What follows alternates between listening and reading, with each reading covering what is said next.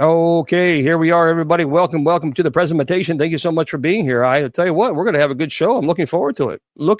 Hopefully you are as well.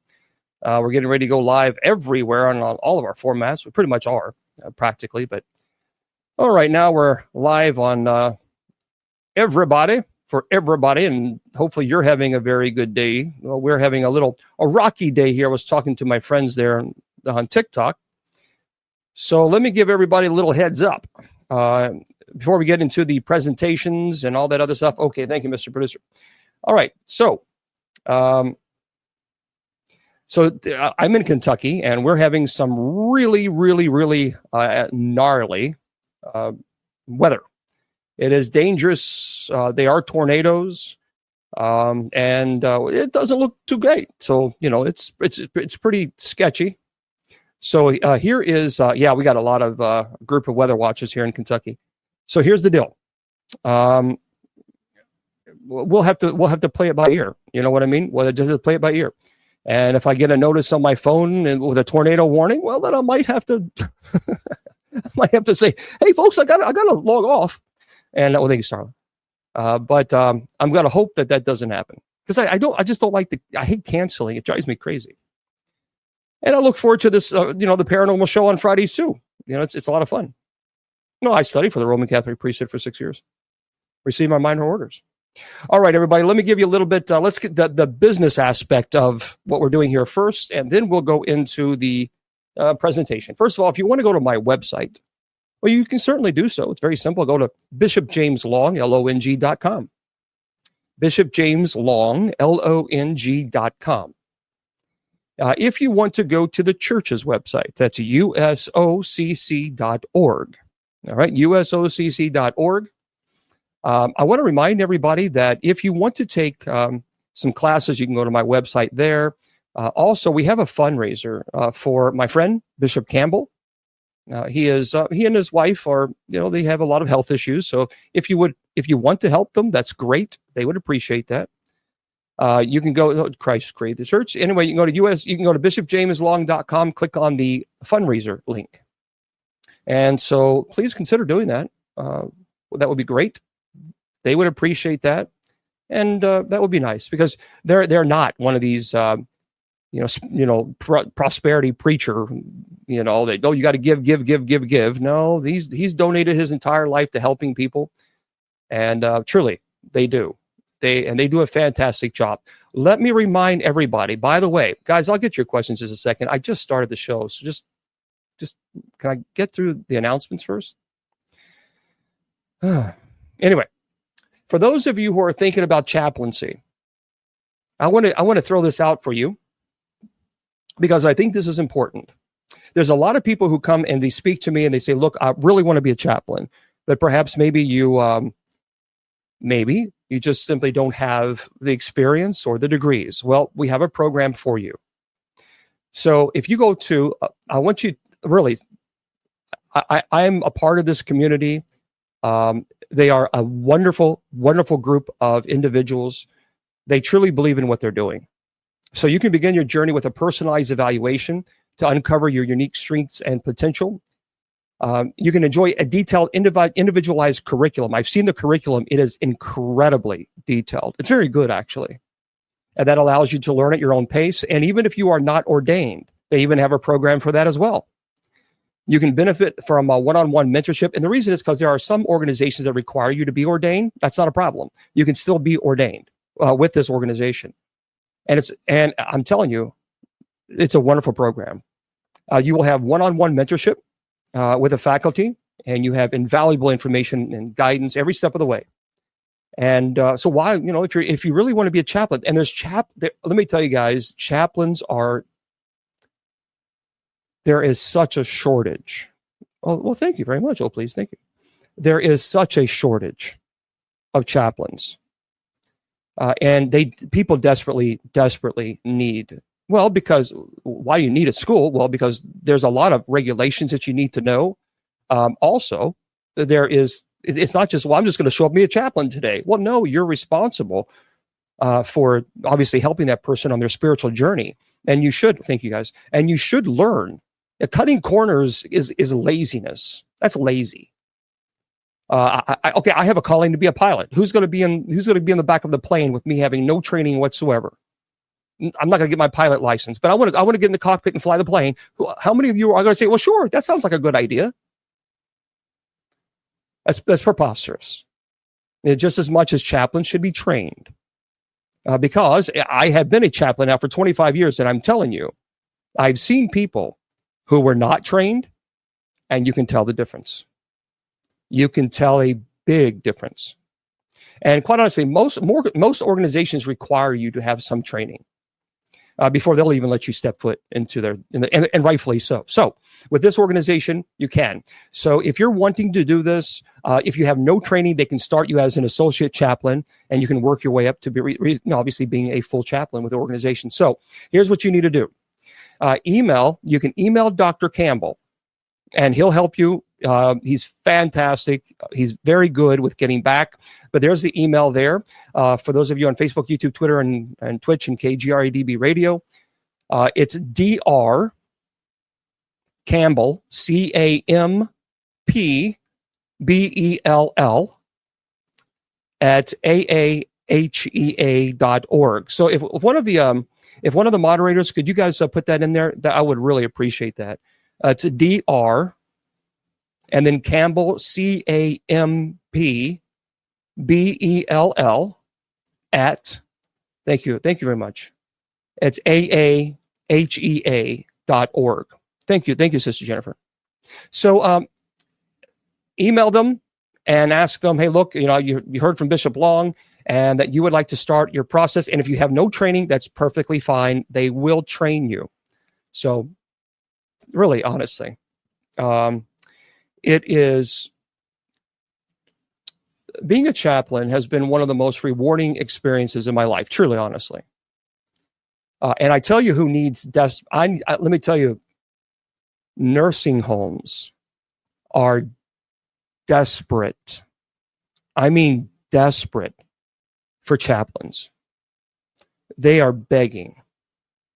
And so if you thought about doing Shirley, unfortunately, your thing got TikTok. I couldn't see your message. So anyway, consider that, okay? And so we can help people. And that's the most important thing, is helping people and giving back. But nursing homes they truly are desperate. So anyway, it's there for you. The organization is wonderful. The training is wonderful. Yep, it's live, and there we go. Okay. So again, for those of you who are just tuning in, I'm Bishop James Long. As a reminder, I want to remind you that we're having some pretty nasty weather here in the area. So, that's a great question, She Butter. Is it She Butter? What does a chaplain do? A chaplain is there to offer spiritual help, guidance, spiritual, counseling. You can't call. I mean, it's not professional counseling, also, obviously, but you can call it spiritual counseling. For example, many times, like at a nursing home, when I used to do nursing home chaplaincy, before I got just too busy, we used to go and have mass there. And let me tell you something very quick, and then we'll get into the paranormal. I'll never forget it. I'll never forget this one elderly woman, and she had dementia, and she was just not able to communicate at all. She just simply was not. And you would ask her, hello, and how are you? And she would have no idea what you're saying to her. But what was so profound is when Bishop David and I went to this particular nursing home, she would always be there every Sunday. And as soon as we began, having mass and saying what's called the Eucharistic prayer, she knew the word for word. I mean, word for word. That was the only time that she was ever able to show some sign of awareness. And I'm telling you, even her family, of course, they were elderly too, but they didn't believe that this was possible. They actually showed up one Sunday when we had, and they watched her. She was mouthing the actual Eucharistic prayer, which is pretty long. It's not something short. And she was able to mouth, and it was profound. It was profound. So many times as a chaplain, you pray with people, you talk to them about their issues, and you help them. You just show some compassion. And Lord knows, look on TikTok, already people have been blocked and just because they can't just be kind. They just can't. They just can't. It's just unfortunate. But there are more people. I want to make this clear. There are more people of you guys on TikTok that are honorable, that are ethical, that are kind, that are compassionate, than there are the trolls who try to tear down people's will and try to break their spirit. So we won't allow people who have spiritual tornadoes in their own life come in and disrupt this community. Won't happen. Won't happen. Right now, I have chat on for everybody on TikTok. But if the trolling gets bad, I'm going to put sub chat on, and I will not give it a second thought. So anyway, okay, okay. One more time, okay, guys, and then we're gonna get into the paranormal because this is our Paranormal Friday show, guys. Remember, I'm here every Sunday night, every Wednesday night for Bible study. I'm here Monday through Friday at 10 p.m. Eastern Standard Time for night prayer. I answer questions usually after night prayer is over from 10:40 until 11:40, an hour. Sundays, I'm usually here 3 or 4 hours answering questions, theology questions. Paranormal is the only night that Friday is the only night that we dedicate to the paranormal. That's it. So I think that's fair. So we're here every single day and even Saturdays. So here is the deal. Someone's asking a chaplain, pastor, priest. A priest usually is in charge of a parish or their own ministry, whatever it is. A bishop oversees that jurisdiction. So they are a shepherd to the shepherds. They're, if there's issues, they're dealing with those issues. And then of course a chaplain, anybody can, if you have a calling to be a chaplain, anybody can serve as a chaplain. Okay, I understand that, Shirley. I get it, but we can't have trolls coming in here and be disruptive. We can't, and we won't. So I appreciate you being here, but we're not going to allow people to come in here and say vulgar things and all this other stuff. I won't put up with that. So the only way that I can control it is if I put sub chat on. That's it. Okay. But until then, hopefully people just be nice and be kind. So anyway. Okay. Okay, guys, we're getting into the paranormal now. Okay. I'm here 6 days a week answering all theology questions. So, as the topic said, it's Paranormal Friday night. And that's what we're going to talk about tonight. So here we are. I appreciate everybody being here. Those of you on KGRDB radio on Facebook and YouTube and TikTok. And so we're here. Yep. This is your Paranormal Friday night. All right. Tonight, we're going to talk about a really cool topic. See, any man calling himself something is not of Jesus, not worthy of Jesus. This is Satan's child. Zero, cool, because you're obviously familiar with Satan. Obviously, you must be his offspring. So we'll just get rid of you. And bear with me for a second. Goodbye, trolls. Arrivederci. See? So now the subscriber chat is on. My apologies. I have to do it until TikTok fixes this problem, which they won't. Subscriber chat will remain on. I truly have never seen the venom, the hatred, the disgust, as bad as it is on TikTok. It's terrible. It is terrible. And so for those of you who are on other social media platforms, I'm just letting you know, I'm on other social media platforms, and we might get an occasional troll or two, but TikTok, it is an epidemic. It is an epidemic. And TikTok they've got to get a handle on this. They've got to. They have to. Otherwise, it won't succeed. So, okay. Tonight, we are going to have a cool conversation now that the sub chat is on, because I knew that we couldn't keep it on because our spirit irritates their demons. We're going to talk about scary stories, haunted stories from national parks. Well, thank you guys. Thank you for the gifts. The national parks are really, really cool. I'm excited. I'm planning to do some traveling. Hopefully, Judy Ann and I we're kind of planning some really cool things in the future. Well, I don't want to tell too much, but she serves as an executive producer, and my friends, well, thank you, Trish. And my friends, it's going to be pretty cool. So maybe within 2 years or so, who knows? We don't know. This might not be the background. Maybe in a couple of years from now, what's going to be in the background are great big, huge mountains, woods. Very, very cool. You never know. And by the way, I am going to be going to Los Angeles in October. And I will be staying at the Queen Mary. Thank you. And I also will be presenting a live show at the Queen Mary. Thank you, please.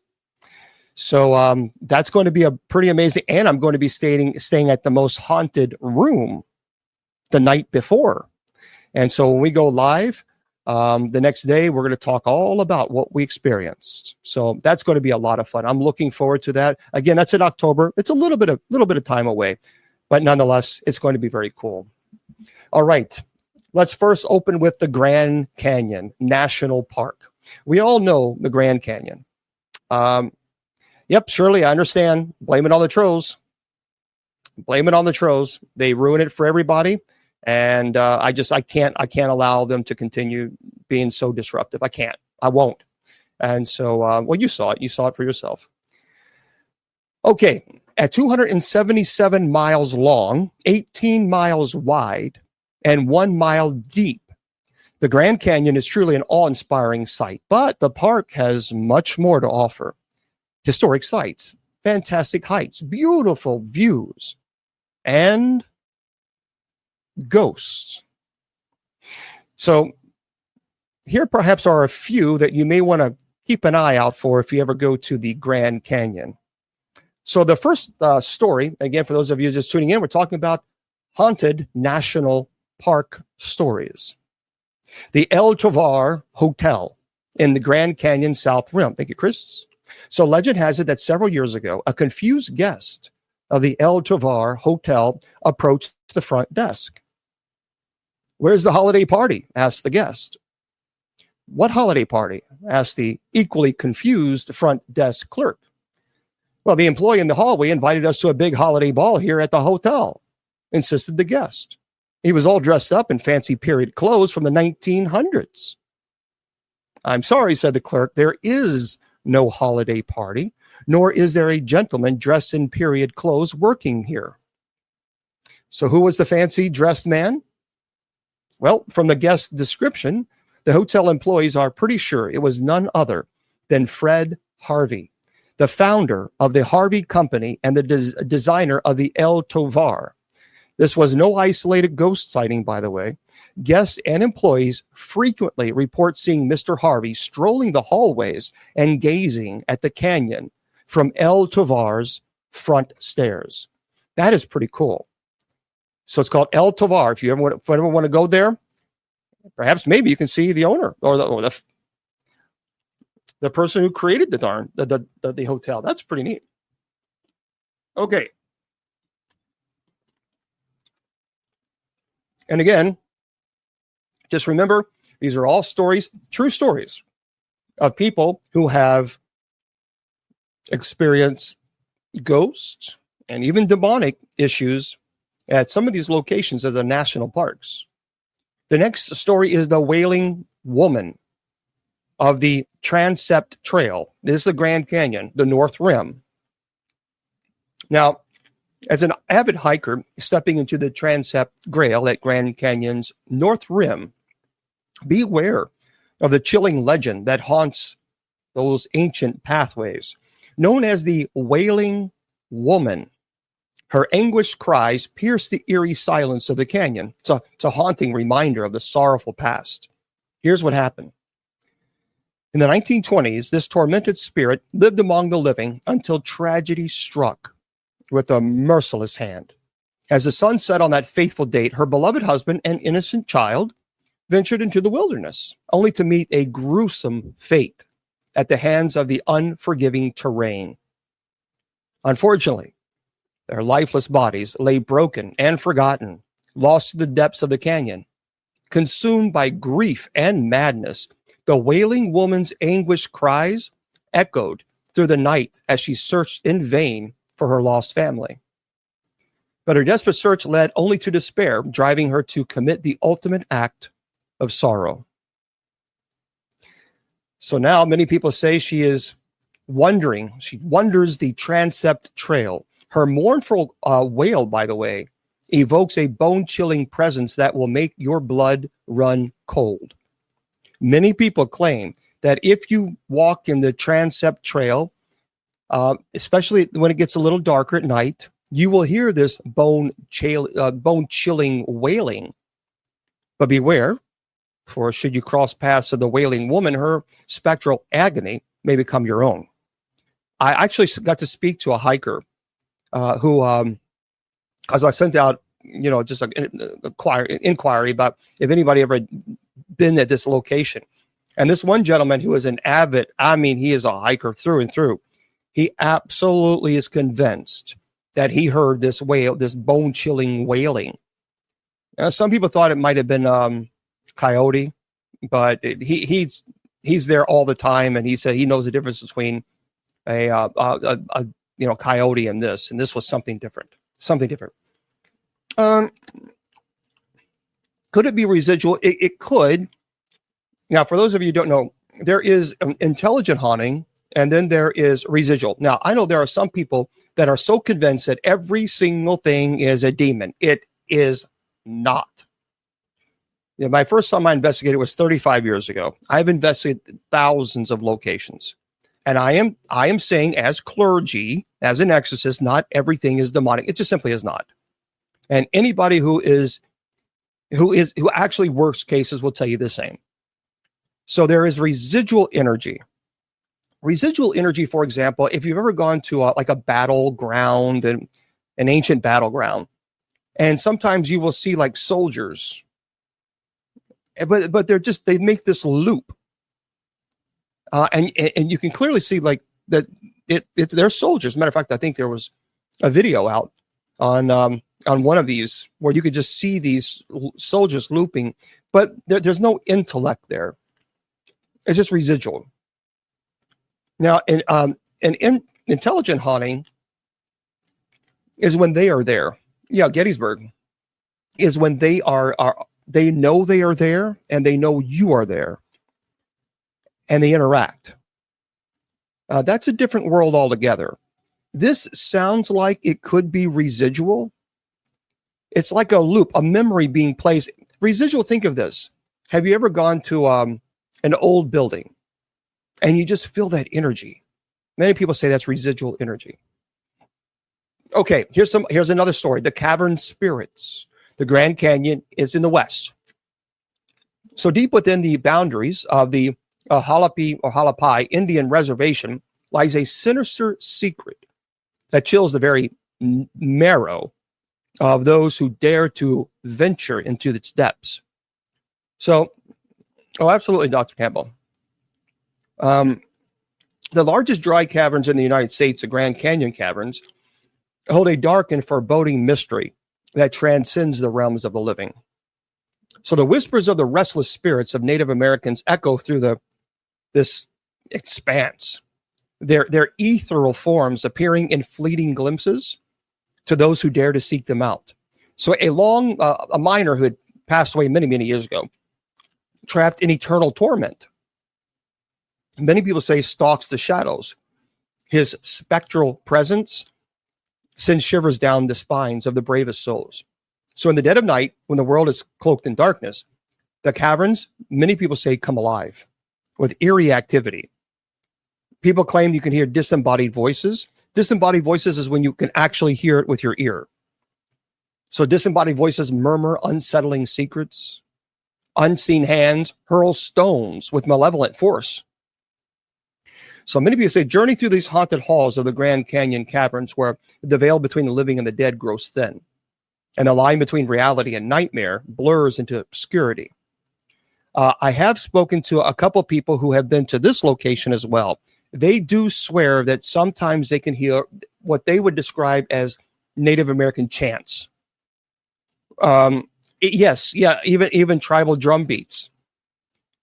And they would go to these locations where they would hear this, this drum beat, and they get closer and closer. It gets louder and louder, and they get to the point where they find the source, but then it stops.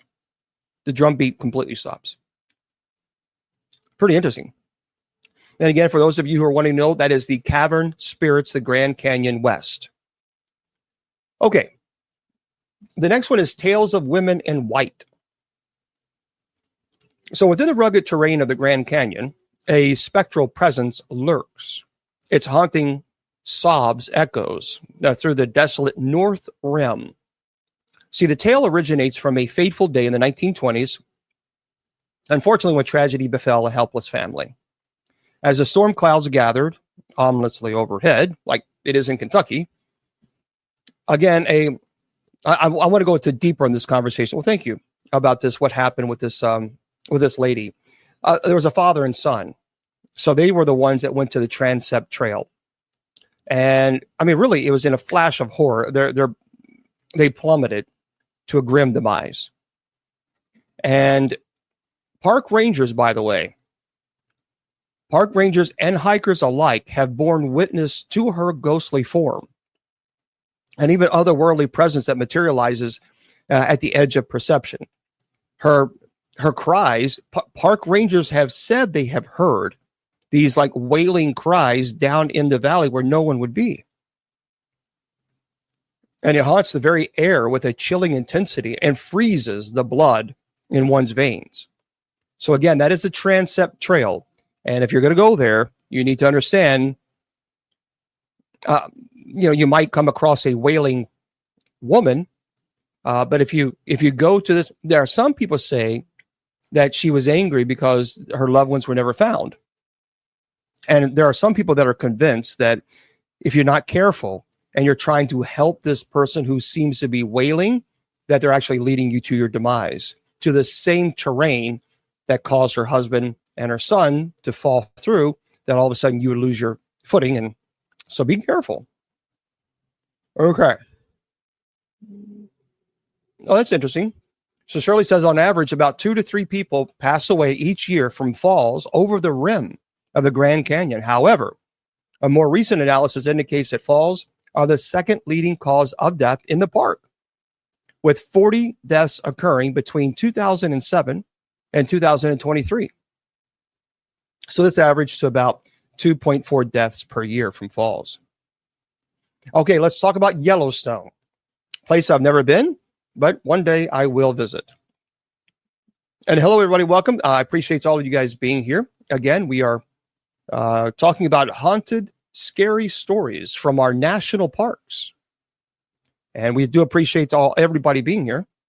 So Yellowstone, established in 1872, has a distinction of being America's first national park, with 150 years of human history under its belt. So I'm sure it comes as no surprise that Yellowstone has also hosted a ghost or two in its day. Well, this is one of my favorite stories.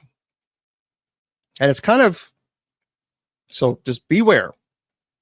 The Headless Bride of Old Faithful Inn.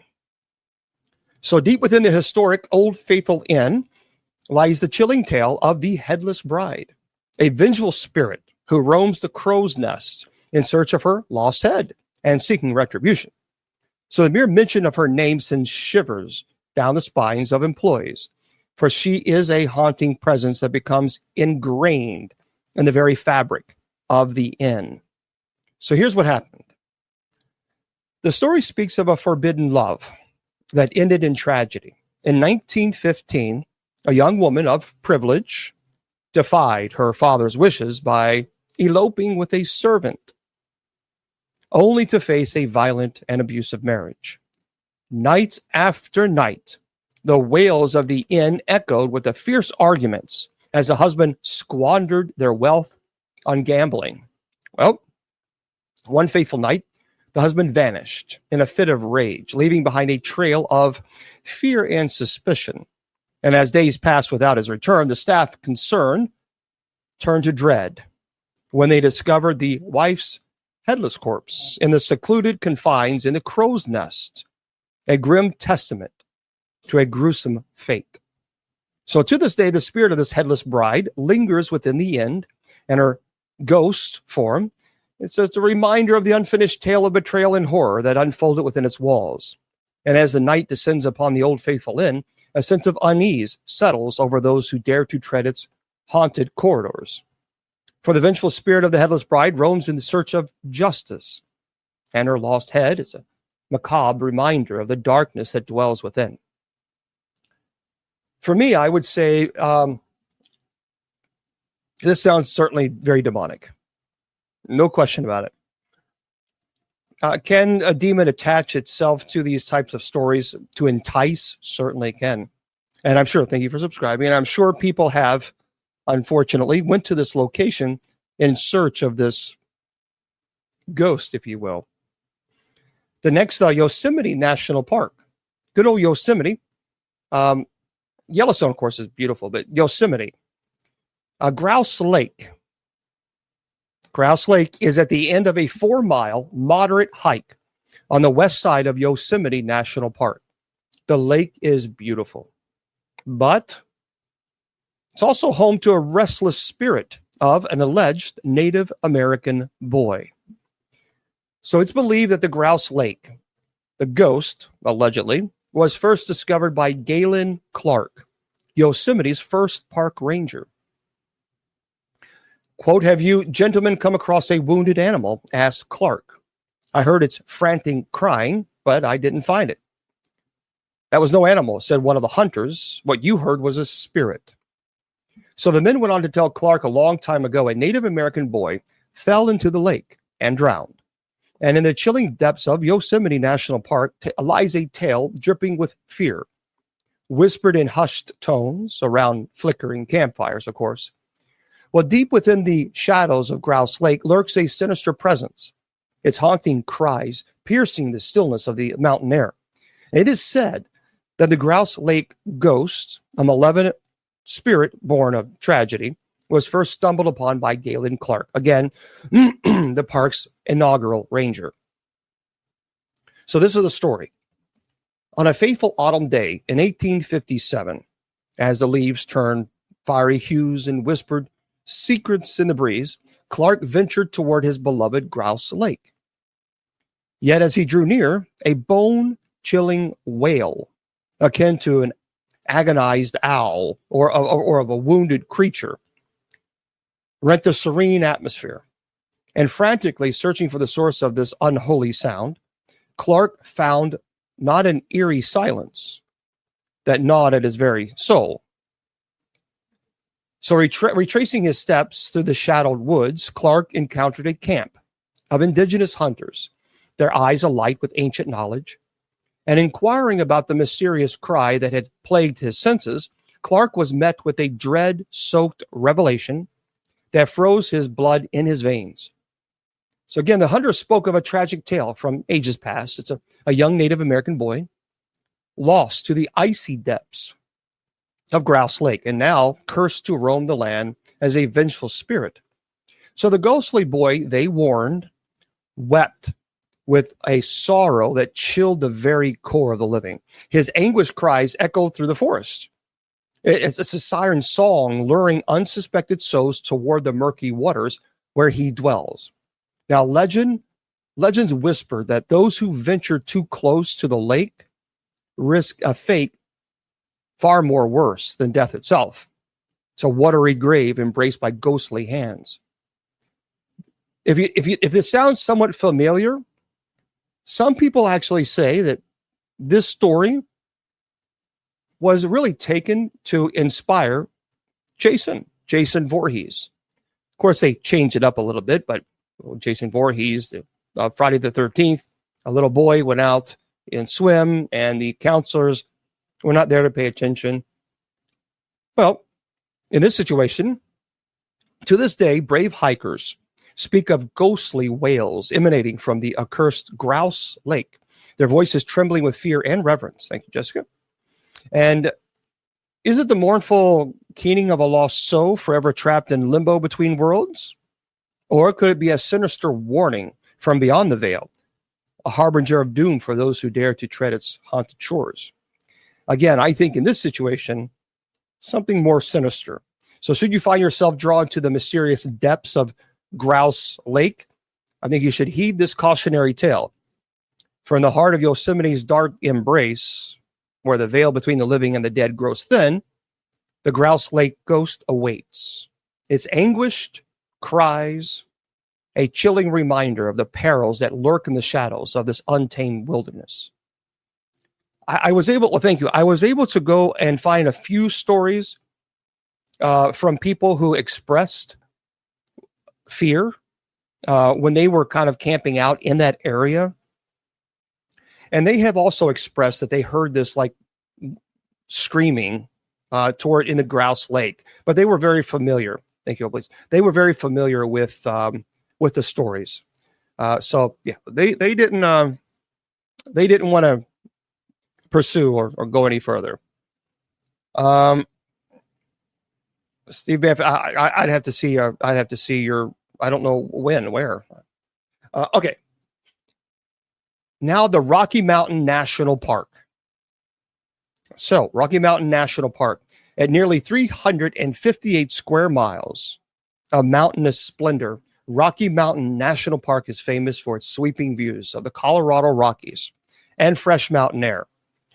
Now, if you have never been to the Rocky Mountains, I had the opportunity to do so when I was working a case. Just unbelievable, truly unbelievable. As a matter of fact, it was at the Rocky Mountains that I am convinced that I saw some type of shelter that could have only been put up there by Mr. Bigfoot, right behind me for you guys, Mr. Bigfoot himself. No question. No question.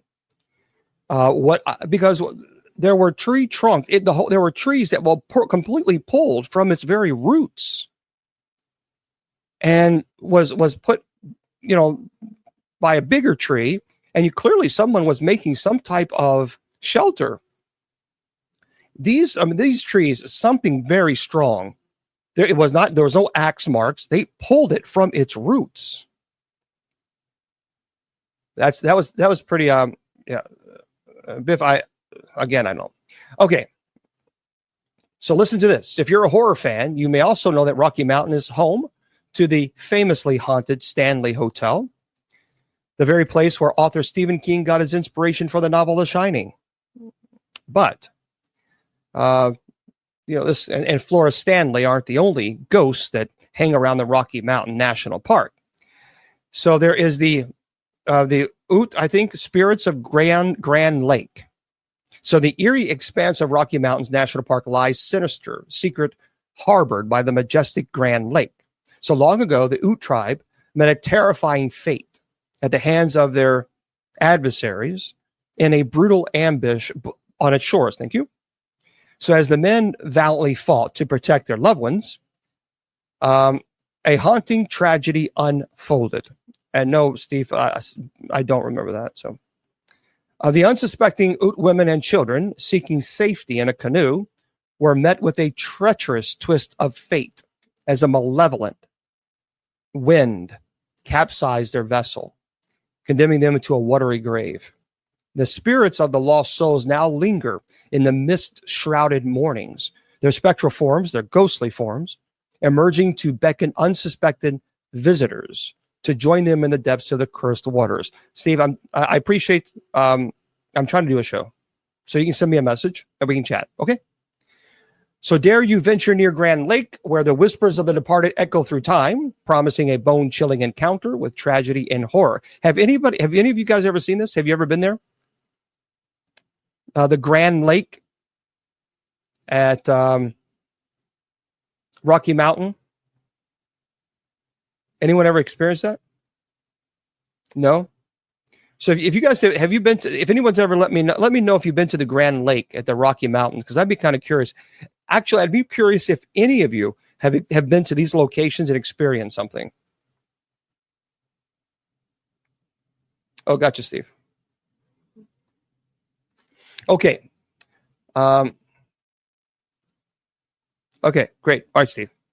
Steve, please send me a message on Facebook. I'm trying to do the show. So send me a message on Facebook and we can chat. All right. The next one. In the heart of the Rocky Mountains. Oh, you have, Mark? Mark, did you have any experience at all with this? Did you? Yeah, let me know, Mark, because I'd be really curious. So in the heart of the Rocky Mountain National Park lies a hidden lake known only to a few brave hikers who dare. Oh, you have. Write it down. Tell us what you've experienced, Mark. Who dare to venture off the beaten path. The legend goes that many years ago, a young couple, there's a tornado warning. It looks like not for us, though. The legend goes that many years ago, a young couple lost their way during a storm. Yeah. And sought shelter near the lake. But fate had other plans for them. So as the couple huddled together, they suddenly heard eerie whispers in the wind and felt a chilling presence surround them. And they saw shadows dancing in the darkness, and an icy hand brushed against their skin. Terrified, they tried to flee, but found themselves trapped in a never-ending maze of trees and rocks. So to this day, the spirits of the lost lovers are said to roam the shores of the lake, seeking out unsuspecting travelers to share in their eternal torment. So hikers who dare to venture too close to the lake at night have reported hearing ghostly cries and seeing shadows darting between the trees. Now, some say that if you listen closely, you can even hear the anguished voices of the lost lovers calling out for help. Others claim to have seen the ghostly figures of the couple floating above the water, their faces twisted in agony. So if you ever find yourself wandering alone in the Rocky Mountain National Park, beware of the hidden lake and the restless spirits that dwell within. That's kind of creepy. Okay, the next national park, again, for those of you just tuning in, I'm Bishop James Long. We're having a Good Friday, Paranormal Friday show, where we're talking everything and anything paranormal, and we're talking about haunted, true, real haunted stories from national parks right here in the United States of America. The next one is Joshua Tree National Park. Yeah, you'd be eaten by a bear. I'm telling you, honestly, truthfully, Captain Ribeye, honestly, when I was in the Rocky Mountains, I mean, my senses were at a heightened level. I was concerned about a bear, but I was really concerned about mountain lions. That's the biggest issue because we had someone with us that was very, very experienced in the mountains and things of this nature. And he said, you need to be prepared. That's the biggest and the scariest issue. Not so much the bears. The bears are there, but it is the mountain lions. Because some of the mountain lions, depending on the area, have had a history of being a little bit more aggressive. And yeah. Okay. The fact that Joshua Tree National Park was established as a national park on October 31st, 1994, that's spooky in its own right. But honestly, there isn't much else to be afraid of at Joshua Tree National Park.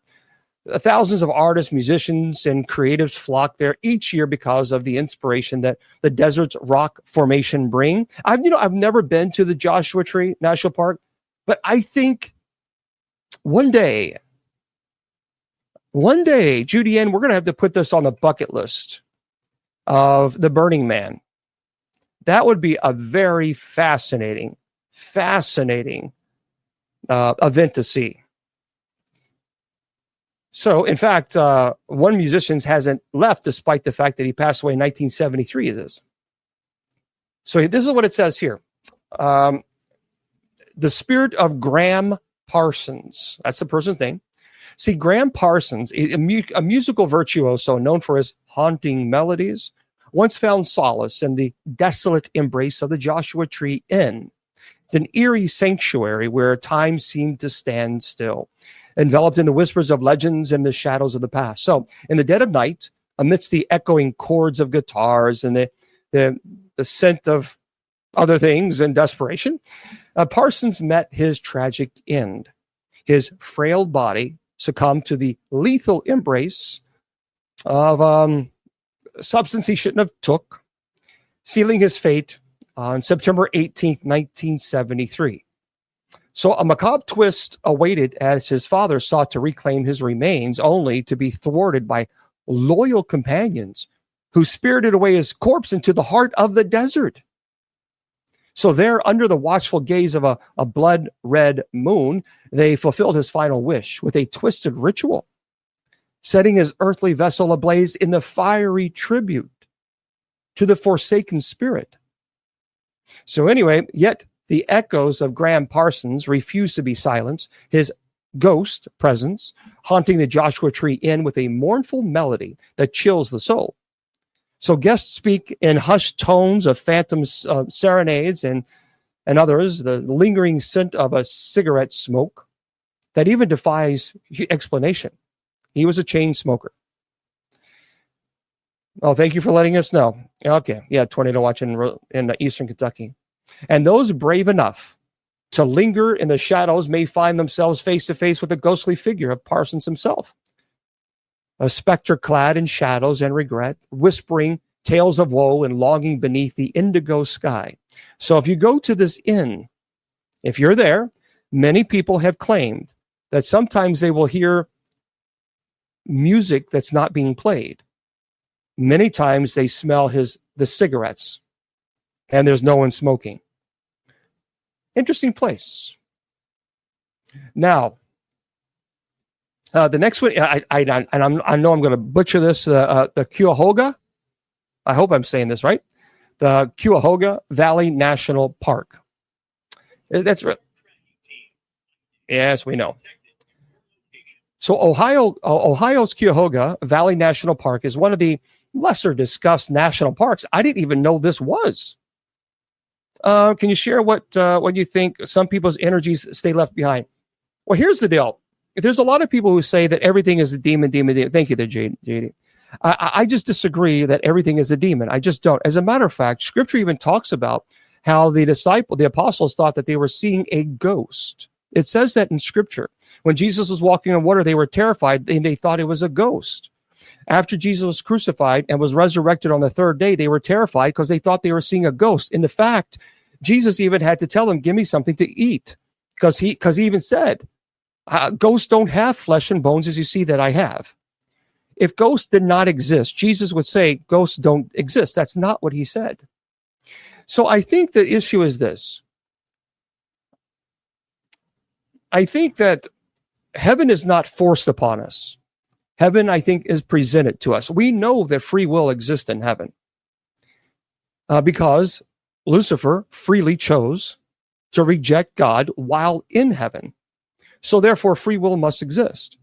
And if that is the case, then I think that heaven is presented. And we can choose, or we can choose to remain here. Thank you. Oh, thank you there, Starla. So there's so many unknowns. But no, I absolutely do not believe everything is a demonic at all. I'm convinced of that. And so we don't really know why ghosts remain, but you have to be careful. You have to be careful. So I didn't even know this was the Cuyahoga. So the Cuyahoga, by the way, it's peculiar because 2.2 million visitors go to this place. It's one of the most visited. The Cuyahoga Valley National Park protects nearly 33,000 acres of rolling hills, farmland, historic structures, and you guessed it, thank you, ghost. So if you go to this location, the Everett Road Covered Bridge, ventured into the dark and chilling history of the Everett Road Covered Bridge, the eerie relic that stands as the sole survivor in the haunted shadows of the Summit County, Ohio. So legend tells of a fateful winter night in 1877 when a farmer named John Gilson and his wife met a horrifying demise on that very bridge. Well, amidst the icy grip of the night, tragedy struck as their wagon careened into the frigid river below, claiming Mr. Gilson's life in a heartbeat. Now, some say his spirit lingers, wandering the bridge, yearning to return home from the realm of the dead. Others whispers of a darker tale. It's a bridge built upon a sacred Native American burial ground, where some people say spectral energy thrives in the moonlit air. And now a ghostly hitchhiker and an ethereal being silently beckons to unsuspecting travelers seeking passage into the unknown. So if you ever go to this, the Everett Road covered bridge awaits, shrouded in mystery and dread. In this case, I'm kind of wondering if this is residual because no one has reported having any type of interaction with this being. They have heard noises, they've caught EVPs, and even one person said they saw, I wouldn't say a full body apparition, clearly something, but they wouldn't describe it as a full body apparition. Okay, the next one of the great ones, the Great Smoky Mountains National Park. One of my favorite places to go visit. So nestled on the border of Tennessee and North Carolina, Great Smoky Mountain National Park offers a 500,000 acre of lush forest. Yep, just majestic mountains, breathtaking scenic drives, true, and ghost. So here's a couple of ghostly encounters, if you will. Yeah. Who knew? 150 known cemeteries and 4,727 graves exist within the national park. And the highest concentration of burial sites exists along the Norton Creek Trail. Now, where a malevolent spirit haunts the forest at night, known as the Cherokee as Spearfinger. So Spearfinger is a female alleged witch, said to possess a long spear-like finger made of stone or with skin, creepy grayish skin. Some people say it's hard as stone. Now, she disguises herself as a kind, elderly woman, then lures children away from villages in the dead of night. And of course, calming them before carving out their livers and consuming them raw. But defeated by a spear to her right wrist, her only weak spot, the monstrous spirit was vanquished. But it is wise to avoid solo trips at night. Now, I have actually contacted a few people in some groups, and I've asked them about the Norton Creek Trail. They want nothing to do with it. Nothing. And they're convinced that this woman actually does exist. There's 150 known cemeteries, and 4,727 graves exist within the national park. There's another in the Great Smoky Mountains called the Lucy of Roaring Fork. So on the outskirts of Gatlinburg, Tennessee, is the Roaring Fork Motor Nature Trail. Okay, let me turn this off because you're annoying. One of the park's scenic drives. So Roaring Fork is full of historical buildings that were once the homestead of the early settlers. Recently, Trader.com named the Roaring Fork Motor Trail as one of the most haunted roads in America because of Lucy. So legend says that at the turn of the 20th century, a young man was passing through on a cold autumn evening and noticed a beautiful girl wearing rags and walking barefoot through the old forest. And he offered her a ride home, and she gladly accepted. So well, thank you very much, Monica.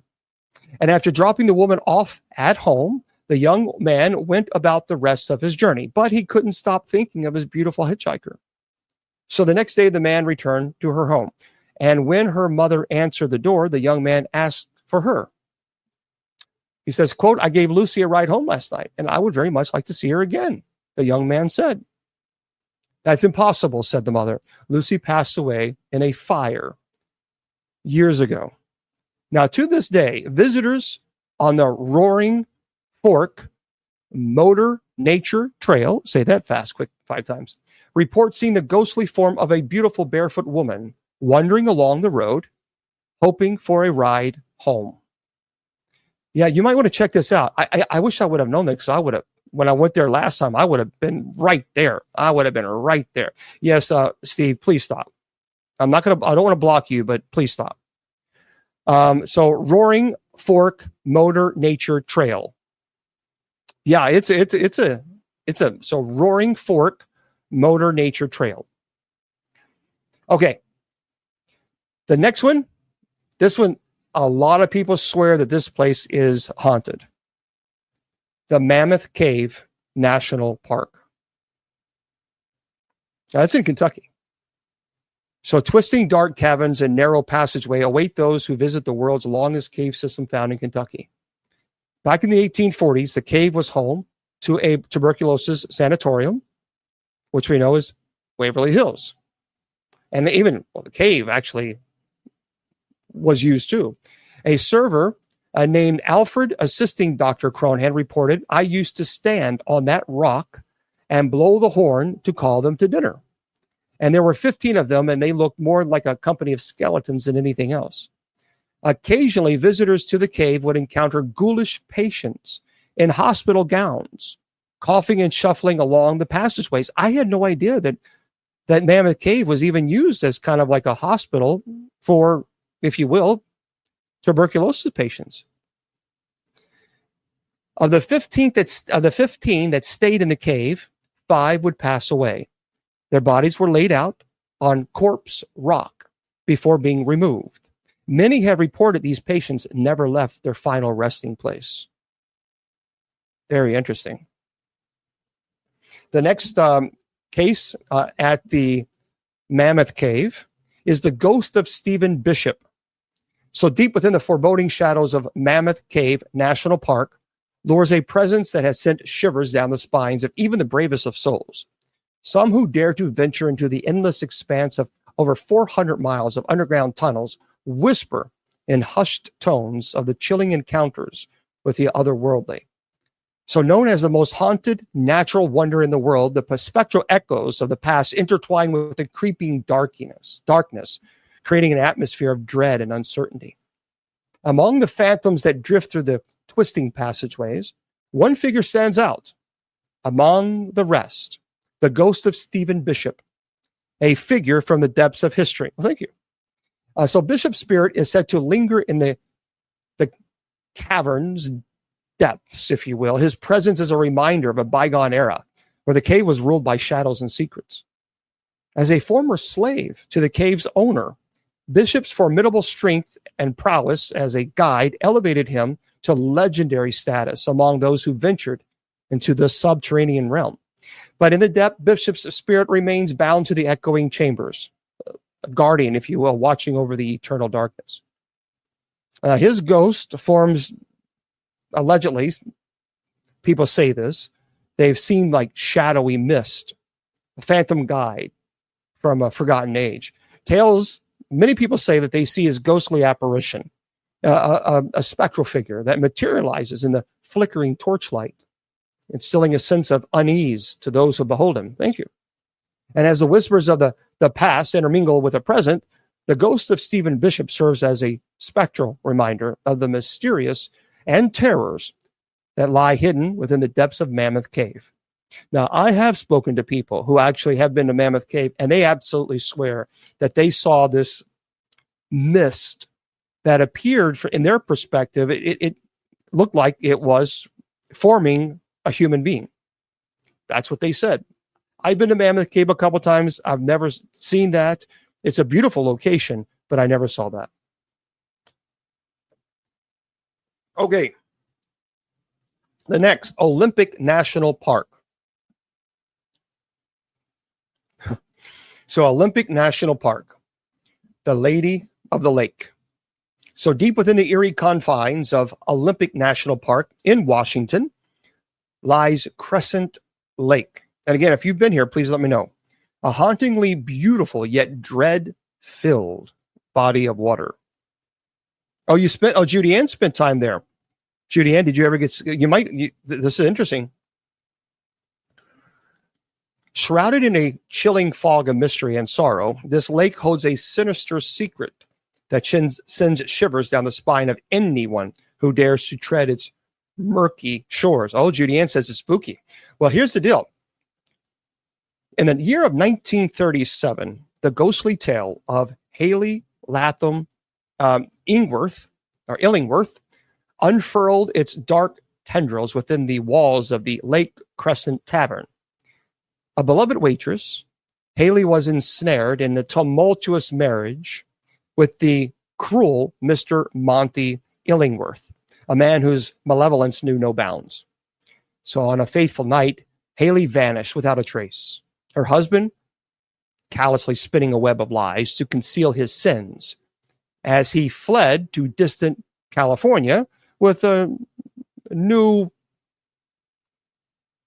ID, if you will.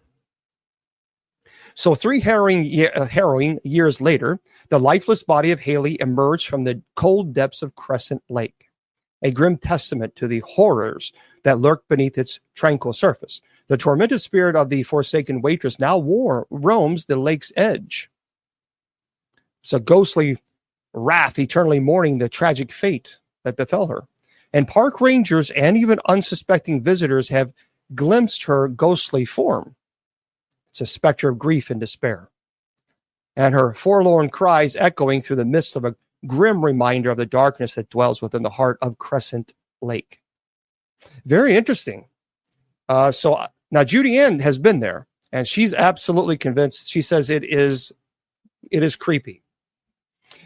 Let's continue. Let's stay on Olympic National Park, because now there's a story that I read that was really intriguing. Listen to this. In the depths of Olympic National Park lies a forgotten, abandoned logging camp, shrouded in mystery and tragedy.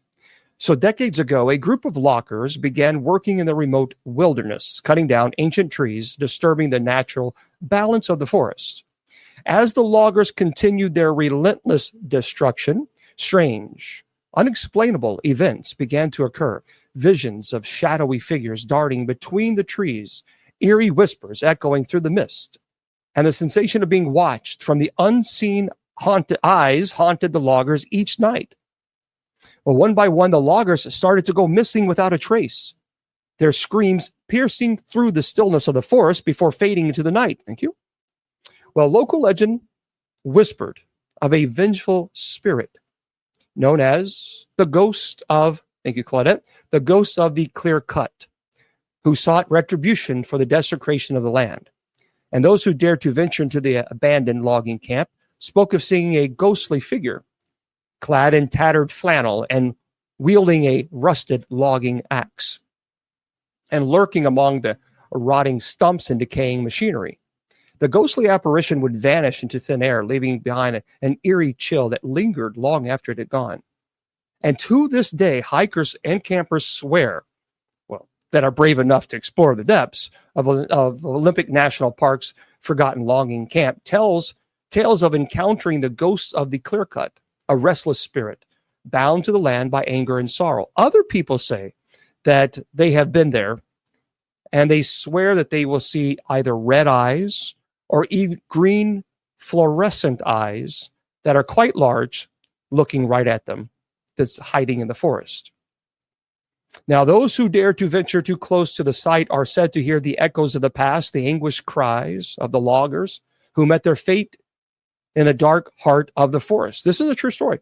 And actually, there were some people saying that was it a bear that was attacking them? Some people believe it was Bigfoot. But most people believe it was either a Bigfoot or a bear, perhaps maybe even a mountain lion. So if you ever find yourself wandering alone in the dense wilderness of Olympic National Park, be wary of the shadows that dance at the edge of your vision and the whispers that seem to come from nowhere. Yeah, it's a true story. That's pretty cool. The next one, Canyonlands. Again, I didn't even know what Canyonlands National Park. That was one I saw when I was little. Red eyes in the woods. Oh, very cool, Trish. Yeah, I've seen red eyes and a fluorescent green eyes. Okay. Oh yeah, Humberto says there's evidence that Bigfoot sightings are paranormal events like those. There's a lot of people who are seeing these. We just simply don't know what these things are. This is Canyonland National Park. Listen to this story. The ghost horses. However, animal lovers beware. This story isn't for the faint of heart. With its brilliantly colored rock canyons and endless vistas, a visit to Canyonlands National Park in Utah is like traveling back to a time when cowboys and outlaws ruled the Wild West. Oh, you have, Deb? Oh, Deb, you're going to have to tell us about it. Well, hello there, Trish. Okay, but legend has it that the mournful cries of a pack of ghostly mustangs echo through the canyons when the moon is full. And these are the spirits of a herd of wild mustangs that passed away because of some negligent wranglers. And in the 1800s, some cowboys rounded up several dozen wild mustangs to break in and sell the highest bidder. Well, once they'd chosen the horses that would fetch the most money, they left the area and also left behind a few horses. The abandoned mustangs were trapped in captivity without food or drink, and they eventually passed. So now many people say their spirits are free to run through the park with wild abandon. So if you find yourself hiking in the Canyonlands trails in some lonely evening and the clamoring of hooves and the low, mournful whinnies fill the air, be sure to give the ghost horses of Canyonland some space. All right. Now I have some friends in this area, and they are absolutely convinced this is a true story. Okay, so what does it mean when you can hear a voice in your ear? Okay. There is what's called an EVP, stands for electronic voice phenomenon. And you can't hear that. You can pick up on it through a digital recorder. So you play it back and you can hear it. A disembodied voice is when you can actually hear it with your own ears. So you clearly hear something. And not only you, but there are other people who hear it as well. So what you're describing it probably would be a disembodied voice. Okay, the Everglades National Park. And again, I spoke to some friends, and they are absolutely, you're not going to convince them otherwise. They believe this. Ghostly pirates.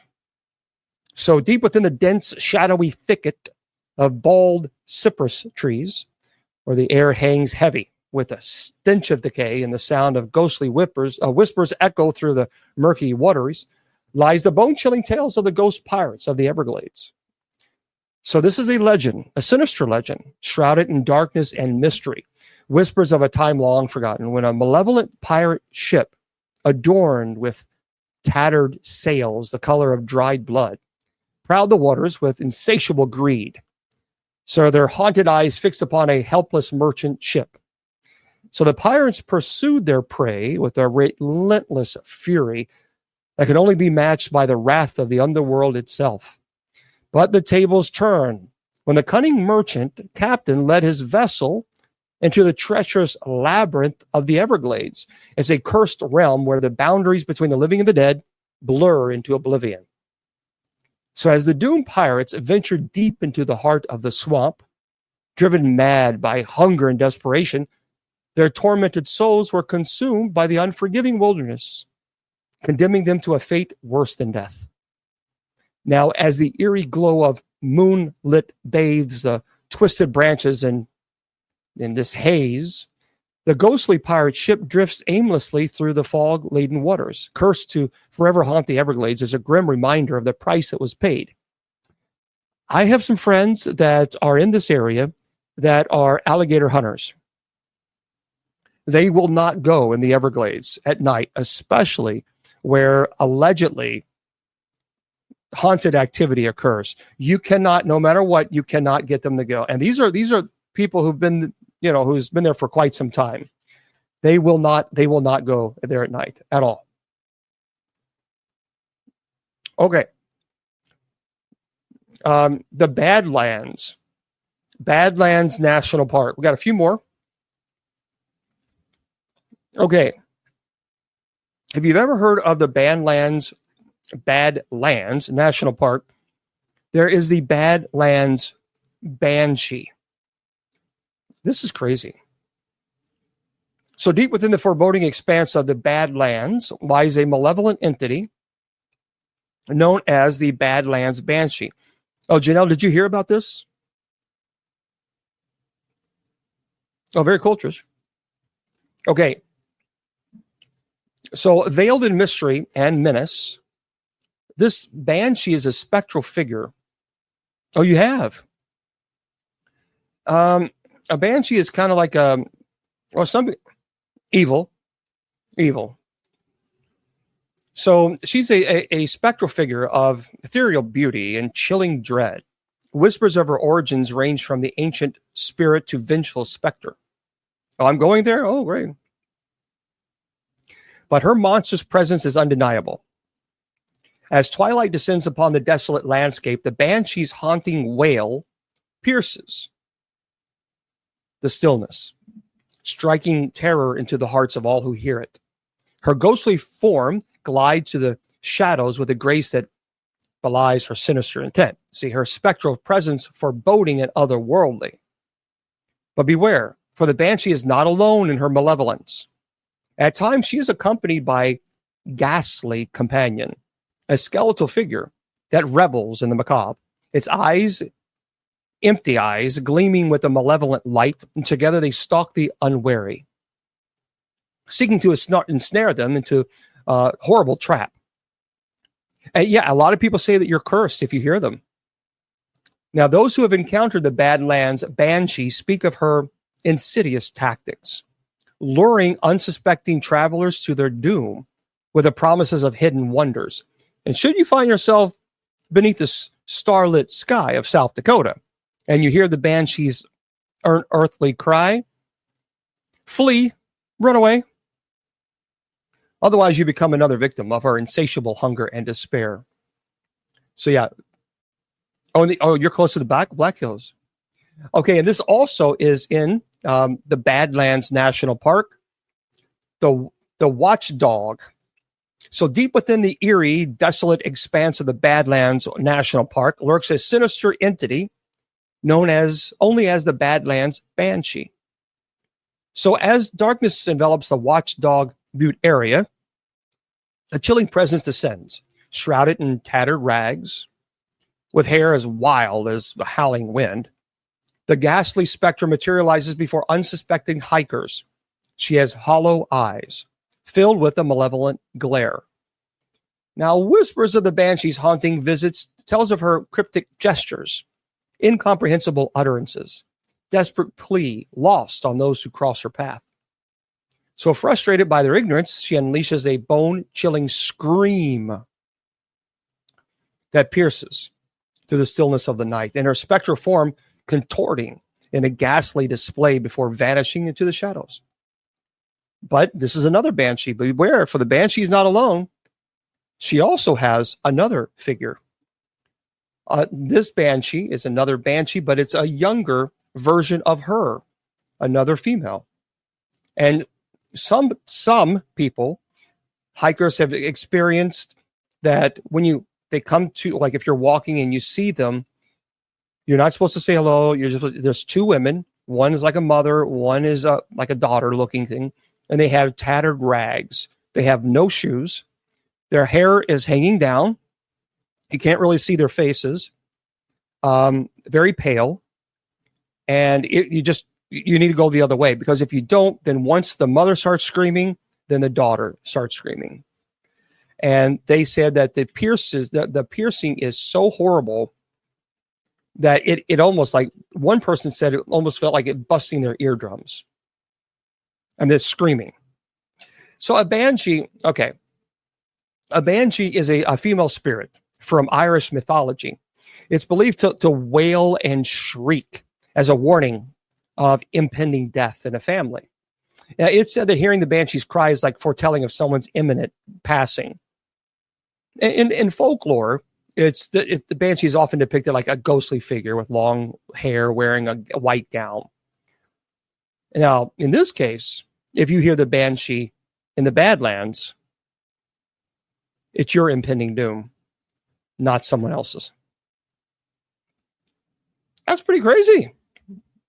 Who knew that our national parks was filled with so much terror? So yeah, it's kind of crazy.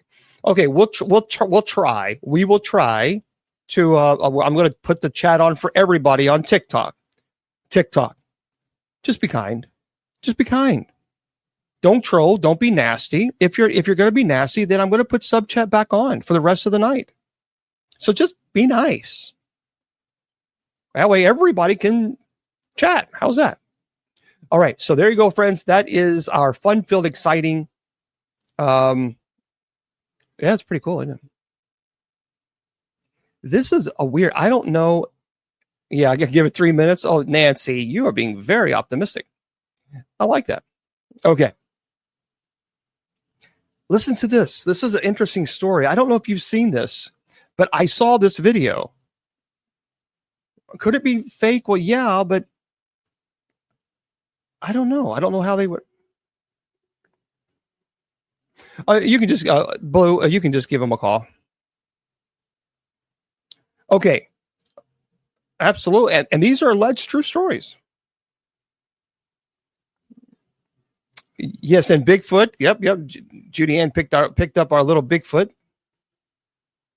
Yeah, I want to do one thing. I absolutely want to do a presentation on Bigfoot, but I want to interview somebody who is legitimately credible, and on Bigfoot, an expert on Bigfoot. That would be pretty fascinating. Yep. What do you want to discuss? Okay, so I'm aware that the whole Annabelle thing, and Annabelle making her way and all that other stuff.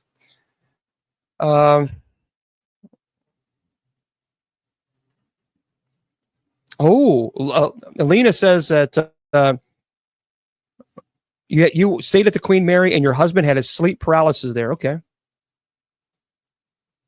Yeah. Okay. Right. So it is true. Yeah.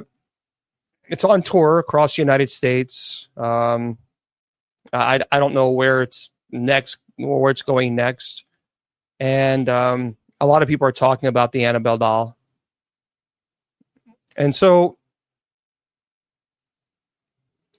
yeah, we can talk about that for a brief moment. So for those of you who don't know, this is from Andrew De Rosa. It does, Humberto. We've had subscriber chat on because people just couldn't be kind and not troll and be nasty. So I just put sub chat on because I wasn't going to put up with the nonsense. Okay, so this is by author Andrew De Rosa. He's a staff writer for CT Insider. It says this past weekend, videos of the allegedly haunted Annabelle doll racked up million views on TikTok. The TikTok account, the paranormal investigator and former host A&E's Paranormal State Ryan Buell, posted a series of videos of the doll being transported and unveiled at the West Virginia State Penitentiary over the weekend. Collection of 4 videos posted by Buell amassed a large number of views, and one of the videos, which shows a team moving her into the Virginia State Penitentiary, racked up 9.8 million views. Anyway, the Annabelle doll was at the former Moundsville, West Virginia prison as part of the Devils on the Run tour, which sees items for the Warren's Occult Museum collection in Monroe, including Annabelle traveling across country. WVP lockdown with Annabelle was held at the allegedly haunted penitentiary on May 8th through the 11th, looks like.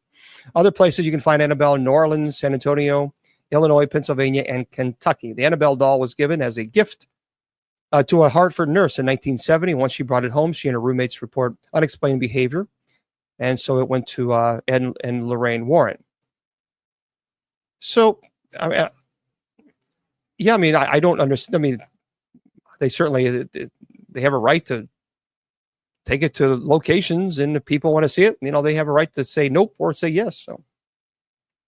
So yeah, I did not know Lorraine. I didn't know Ed, but I did know Lorraine. But I did not know Ed. Daniel, knock it off. Daniel, you're going to get blocked. I'm telling you now, you're going to get blocked, Daniel. I'm giving you your warning. You're going to get blocked. Show the same respect that we give you. I know it's hard for you to do, but try to. Oh, I'm going to. He's going to if he keeps it up. See, again, this is why we put sub chat on right here. Daniel, because I'm doing a show right now and you're being very disruptive, causing a lot of problems. And if you have a question, you could send me an information like people do respectfully and not interrupt the show because you have an agenda. How about that? See, Wow, unbelievable. Just be kind. I think there's an attachment with Annabelle. Well, hello there, George Lopez. Yeah.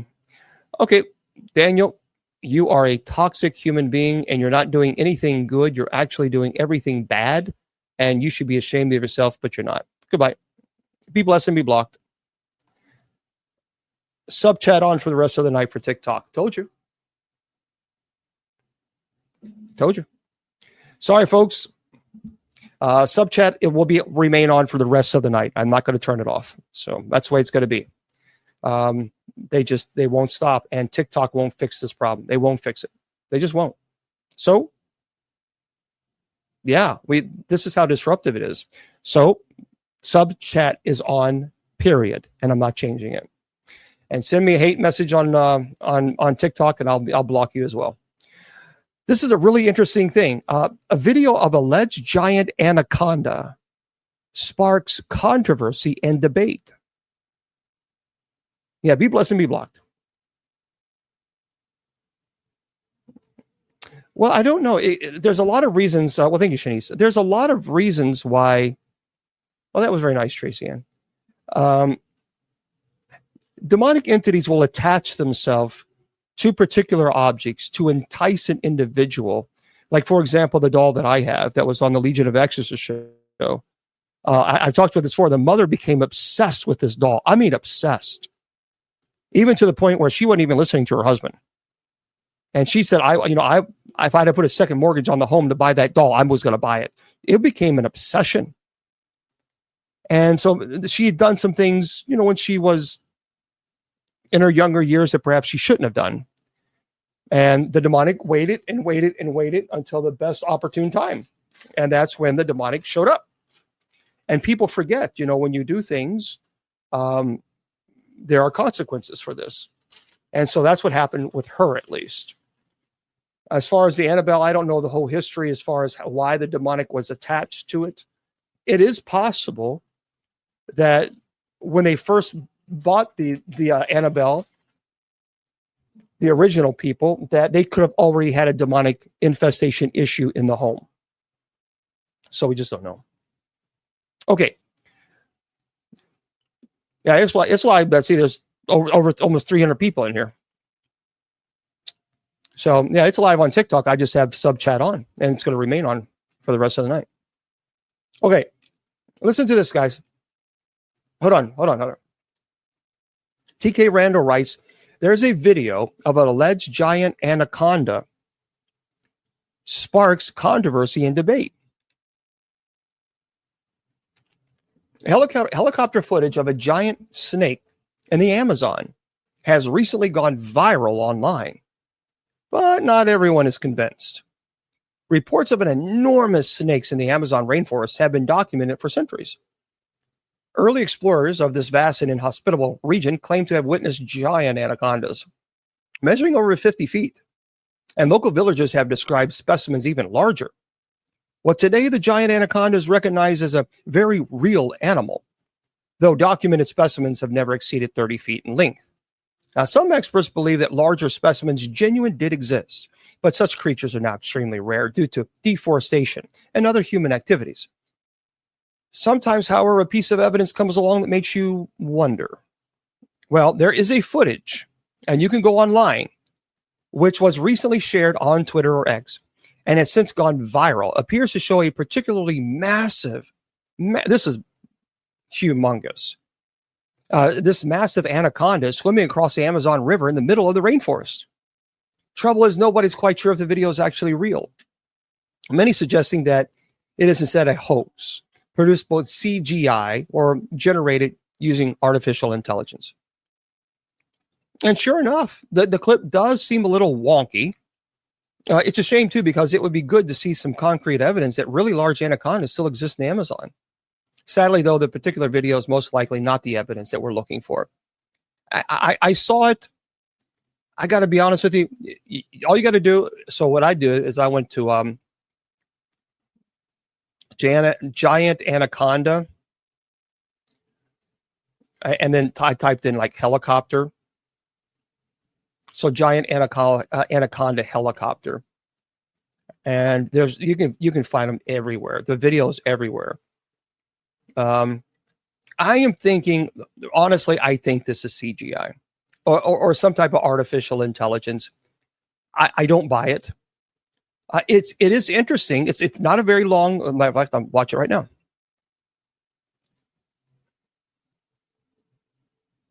I mean, it's a very, very interesting video. But I mean, yeah, I'm watching. It's pretty impressive. You want me to record it and show it to you? Hold on.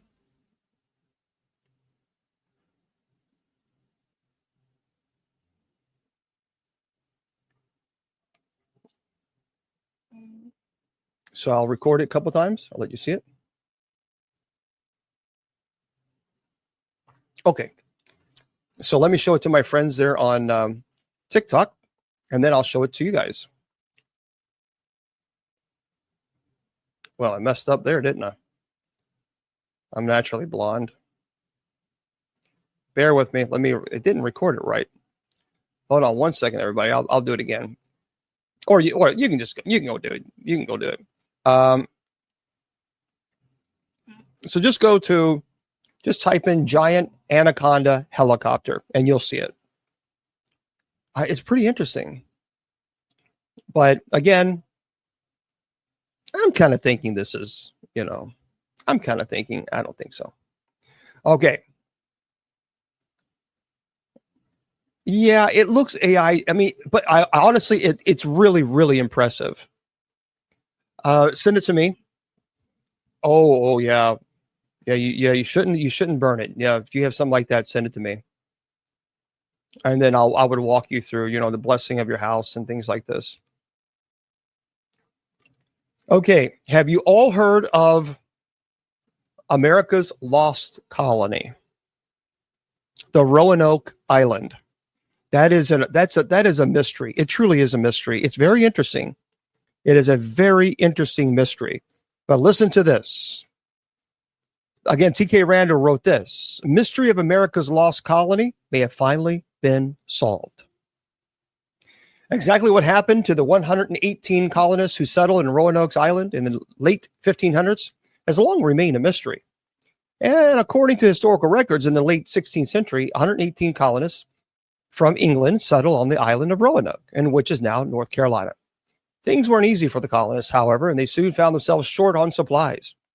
Things got so bad that in 1587, the colony's leader, Ralph Lane, decided to return to England to request more supplies. But when he finally returned with a supply ship 3 years later, he found the entire colony was now completely deserted. Anything of use or value had been stripped, and the only clue to the colonists' whereabouts was on the word croton, which someone had etched into the wooden post. That suggests that they had gone to join the Croton natives who lived around 50 miles to the south, but whether they had ever made it there has long remained something of a mystery.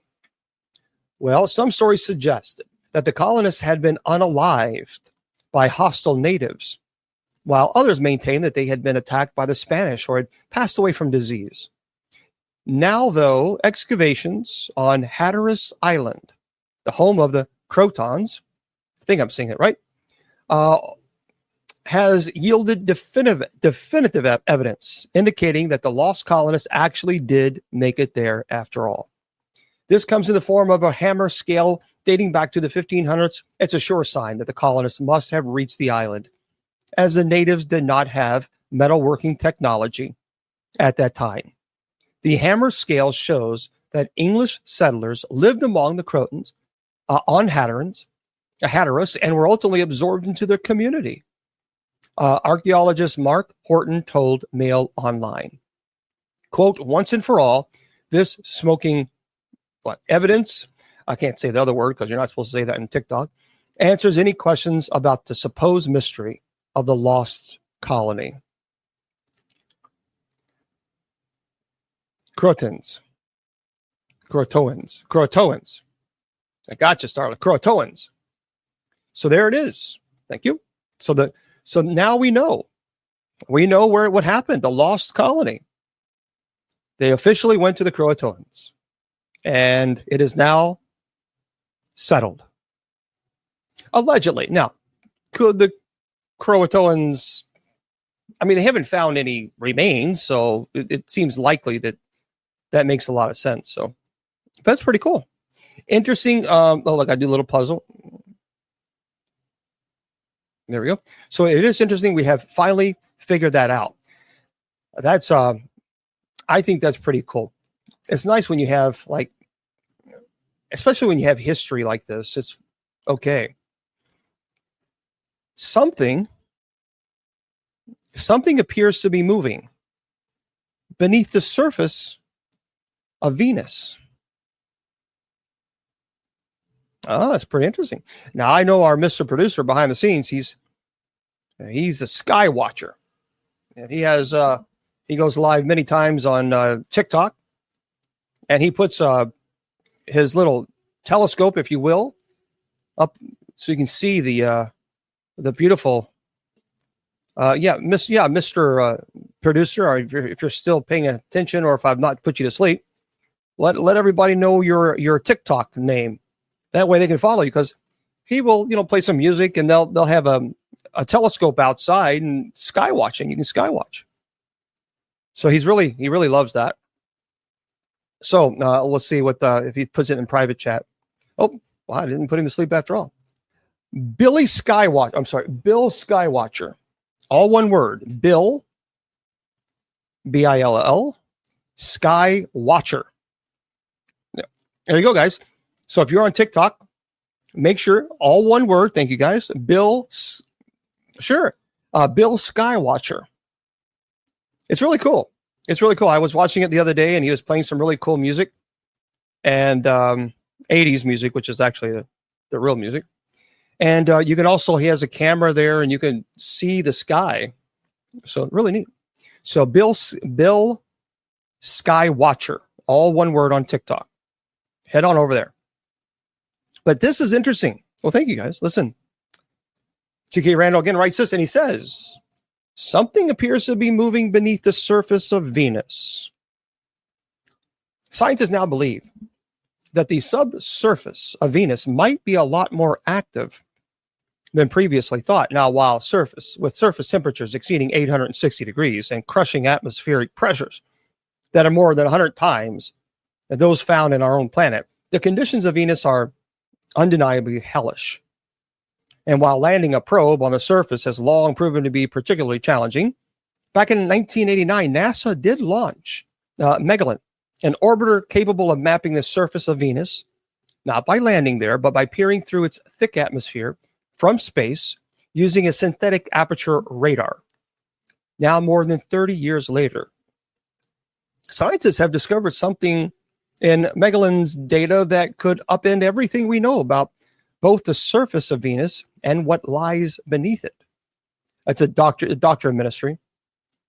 Oh, so and he also uses a Sony A7S III camera. Well, look at you, Mr. Producer, Mr. Fancy, Mr. Producer. Fancy. Sony A7S III camera. Well, la-ti-da. Make sure you go to, it is fun. It is really cool to see it. So guys, make sure you go. Bill Skywatcher. What I'm going to do is I'm going to promote this on TikTok, and we're going to flood his channel. Okay. But it is interesting. Unlike the Earth, Venus doesn't have, so what was I saying here?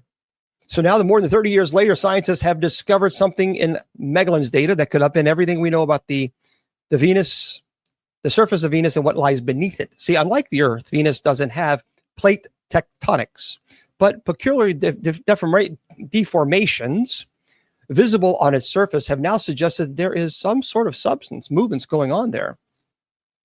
So these platelets, or these tectonics, if you will, it's in. I wonder what it is, though. It is hoping that NASA's upcoming Veritas mission, it'll launch in 2031, will help to provide the missing pieces of the puzzle in explaining exactly what is going on beneath the planet's surface. Well, are they experiencing Earth or Venus quakes, or what is it they're experiencing? But it's pretty interesting. Okay. For those of you who are Star Wars fans, you like Star Wars? Well, you might even like Star Wars even more, because if in fact you like the speeder bikes from Return of the Jedi, my friends, they are now a real thing. So TK Rand writes this as well. Poland-based firm Volonaut, they've invented a remarkable new hover bike that doesn't use propellers to stay in the air. Now, if you've ever wished you could careen through the forest of Endor on a hovering speeder bike, like in Return of the Jedi, and I would just crash right into a tree. What does this button do? Plop. Anyway, you may soon get a chance to do this for real, on Earth at least. See, Polish firm Volonaut has developed a brand new type of vehicle, a hovering bike that, unlike most flying vehicles concepts these days, doesn't rely on using drone-like propellers to fly. Capable of speeds of up to 124 miles per hour. The air bike uses jet propulsion and can seat one rider. So a proprietary stabilization system makes it possible for the bike to stay aloft and enables the rider to control their flight with relative ease. The firm also maintains that it is so comfortable that the rider will become one with the bike. Of course, given that it uses jet propulsion, noise is likely to be a factor, as is fuel. Even so, it's not hard to imagine people all over the world flying something like this in the future. So details of exactly when the air bike will be available to buy and how much it will cost will be revealed soon. So you can actually check out a video. It's a really cool video, by the way. And let me spell it for you. Thank you there. Thank you there, Seminole. It's write this down or type this down, whatever you want to do. And I'll tell you, you go on YouTube, Volonaut, VOLONAUT.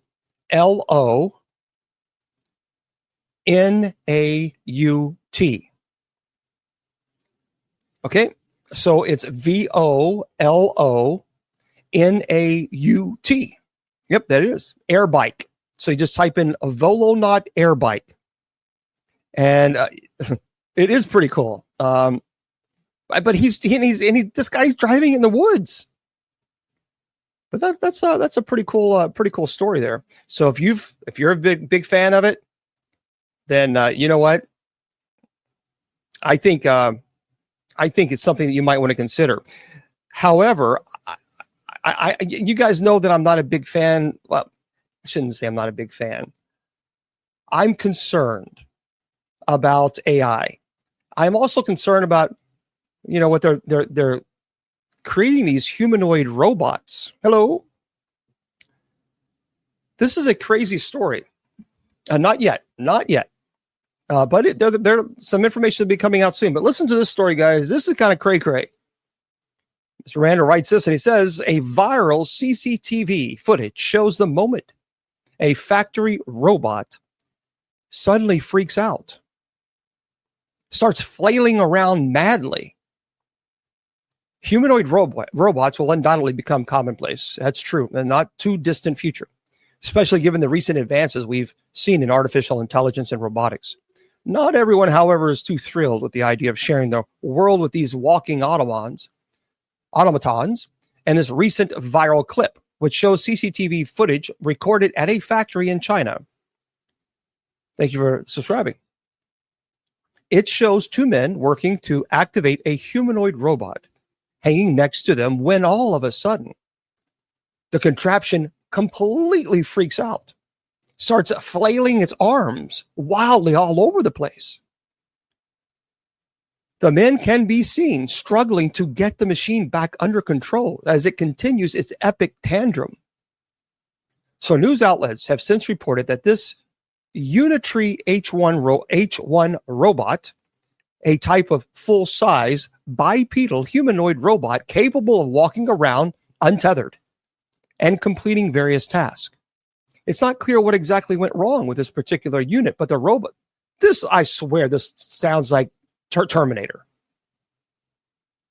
It's not clear what exactly went wrong with this particular unit, but the robot's antics haven't helped to ease concerns about what it might be like to live and work alongside such machines. Here's the problem that I have with this, and this is a legitimate concern.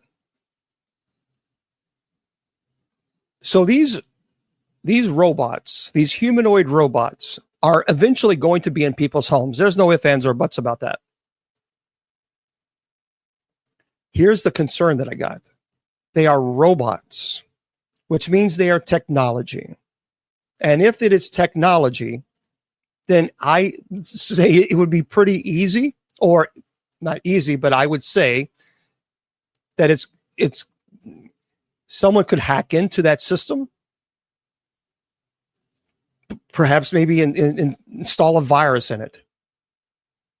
And then all of a sudden, this crazy humanoid robot that these people see in this warehouse comes to life in someone's home. See, that's something that I would have to, we got to think about. You have one of these humanoid robots. Yeah, you're right. They don't have feelings. There's no empathy. It's a robot. So you have these robots in your home. And what happens if someone hacks into the system? I mean, look, we have right now, even, people have home security systems and people can hack into that. Now, certainly I would say that these robots are probably far more advanced than a home security system. Nonetheless, it's still technology. And where you have technology, you have people that love to hack into them. So, Uncanny Valley, I'm not, no. So I don't know. That to me is concerning. That to me is very concerning, that when you have these humanoid robots, someone will I'm telling you, someone will find a way to hack into these robots. It will happen. It's inevitable. You mark my words, it will happen. And then when it does, I mean, there's no telling. I just, I don't know. I'm not, I don't like it. I don't like it. I have a problem with it. This is a very interesting. Now, for those of you who have been screaming, many people have been screaming for years about chemtrails. Well. I was speaking to Judy Ann about this. Listen to this, boys and girls. Serrano writes this as well. This is very interesting. Conspiracy theorists rejoice as Florida is set to ban aircraft chemtrails. A new bill will make it illegal for aircraft to release any sort of chemicals for the purpose of geoengineering. Now, here is the problem. No, chem, K-C-H-E-M, chemical, chemtrails. Here's the problem with this, everybody. Listen carefully, because you got to dig deeper. When you see articles like this, and you see a state that is actually banning chemtrails, then that tells us that they must have some information declaring that chemtrails actually exist. Why would they go, and why would their whole entire, political system pass a bill for something that doesn't even exist? They wouldn't, but they have. And now it's illegal. So by them stating that now they have a bill to ban chemtrails, they are, by that bill itself, they are declaring that chemtrails exist. For those of you who don't know, back in the 1990s, a conspiracy theory emerged suggesting that the vapor trails of high-altitude aircraft can be seen crisscrossing the sky are actually trails of chemicals being deliberately sprayed by the government for shadowy, nefarious purposes. Multiple possible explanations of these alleged chemtrails have been put forward by conspiracy theories, ranging from chemical biological weapon testing or even weather modification. Suffice to say, there has never been any evidence to indicate that these trails are anything sinister. Nonetheless, the threat of aircraft spraying chemicals into the atmosphere was enough for Tennessee state officials to pass a bill to outlaw the practice last year, and now Florida is also doing it. The specific wording states that it will be illegal to engage in the, quote, injection, release, or dispersion by any means of a chemical compound or substance or apparatus into the atmosphere within the borders of Florida for the express purposes of affecting the temperature, weather, climate, or intensity of sunlight, aka weather modification. Friends, do you understand? Anyone caught doing this could face a $100,000 fine, up to 5 years in prison. Governor Ron DeSantis said people have a lot of kooky ideas that they can get in and put things in atmosphere to block the sun and save us from the climate change. Look, the fact of the matter is, this is what we're talking about. Now we're talking about Tennessee and Florida have passed bills banning this type of behavior. So they clearly know something that we don't. Well, maybe we know it. I look, you can see something in the sky. When you see trails, you see a plane, and you see like white mist following a plane. That's normal. That is completely normal. Those are ice crystals from the exhaust from the jets. A buddy of mine is a pilot, and I asked him about that. So that's normal. However, what is not normal, what happens is those ice crystals eventually just fall and they evaporate and they turn into water. No big deal. What's happening is these chemtrails, these puff of smoke, if you will, they're not evaporating. That's a problem. That's a big problem. That should not be occurring in our atmosphere. See, ice crystals from exhaust, because of the weight of the ice crystals, they will naturally just fall into the atmosphere and obviously turn into water. But when you see something in the sky and you see these massive white puffy trails, that is not, and that are not clouds, that is not normal. Oh, cool. Mark D'Antonio, astronomer and UFO video photo analyst, willing to come on next week. Well, there we go, Mr. Producer. Let's do it. So Mr. Producer is saying that Mark D'Antonio, he's an astronomer and a UFO video photo analyst. Excellent. That's going to be our special guest next week. That's going to be very, very cool. Well, thank you there, Monica. Thank you there, Mr. Producer. We appreciate that. And Mr. Producer, can you come on and say hello? Because there are some people who don't know that you actually exist. So if you could just say hello to everybody. Because when I say the Mr. Producer exists, they, huh? Am I the mystery person behind the camera? There you go, everybody. So for those of you who are on TikTok, you guys can hear. For those of you on Facebook, YouTube, Twitter, Twitch, Instagram, KGRDB Radio, you can see Mr. Producer. I actually just uploaded a quick, like a 45-second TikTok video showing you in the background and thanking you for what you just did a few minutes ago. Oh, very good. Well, I'll definitely make sure also when we're done here, I'm going to go on TikTok and tell everybody, head over to Bill. Again, you got to go. It's really cool. You do have a cool Bill Skywatcher. It is a really cool channel. It is a cool channel, and he's a cool cat. Just don't tell him I said so. Anyway, have a great rest of the show, and I'll let Mark know it's a done deal for next week. Awesome. Thank you there, sir. Appreciate it. Thank you for doing that. Absolutely. So there we go. Yep.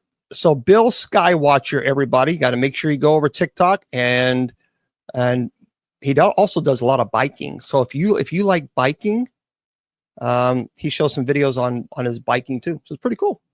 Pretty cool. So there we are, my friends. So chemtrails is a problem. Chemtrails is a problem, and I applaud Tennessee. I applaud Florida for saying, you know what, this enough's enough. We're not going to put up with this.